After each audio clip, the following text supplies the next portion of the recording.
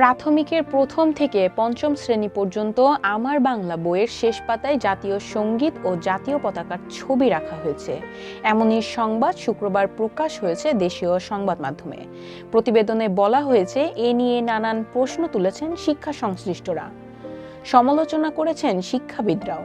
বলেছেন, এর আগে কখনো জাতীয় সঙ্গীত ও জাতীয় পতাকার ছবি বইয়ের শেষে রাখার নজির নেই। সবসময় বইয়ের জাতীয় সঙ্গীত ও জাতীয় পতাকার ছবি শুরুতে স্থান পেয়েছে।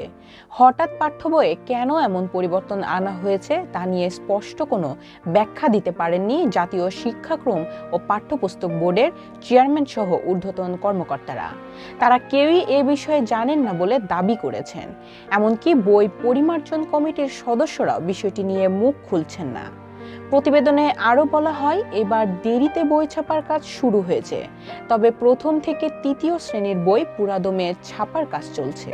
নতুন ছাপা প্রথম, দ্বিতীয় ও তৃতীয় শ্রেণীর আমার বাংলা বই ঘেঁটে দেখা গেছে, জাতীয় সঙ্গীত ও জাতীয় পতাকার ছবি প্রতিটি বইয়ের শেষে দেওয়া হয়েছে।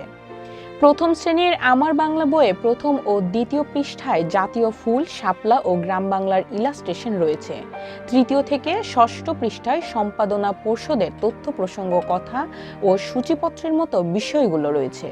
এরপর সপ্তম পৃষ্ঠা থেকে বইয়ের মূল পাঠ শুরু। প্রথম থেকে তৃতীয় শ্রেণী পর্যন্ত বাংলা বই এভাবে সাজানো হয়েছে। বিগত বছরের আমার বাংলা বইয়ে দেখা গেছে, প্রথম থেকে পঞ্চম শ্রেণীর বাংলা বইয়ের প্রচ্ছদের পরে জাতীয় পতাকা নির্মাণের তথ্যসহ ছবি রাখা হয়েছিল। পরের পৃষ্ঠায় জাতীয় সঙ্গীত এবং গাওয়ার জন্য জাতীয় সঙ্গীতের পূর্ণ পাঠ ছিল। এনসিডিবির chairman doctor AKM Riazul Hasan বলেন, বাংলা বইয়ের এই পরিবর্তন সম্পর্কে ভালো ব্যাখ্যা দিতে পারবেন সমন্বয় কমিটির সদস্য, লেখক ও শিক্ষা গবেষক রাখাল রাহা।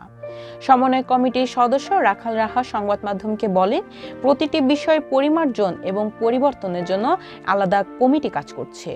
এটা তার একার সিদ্ধান্ত নয়।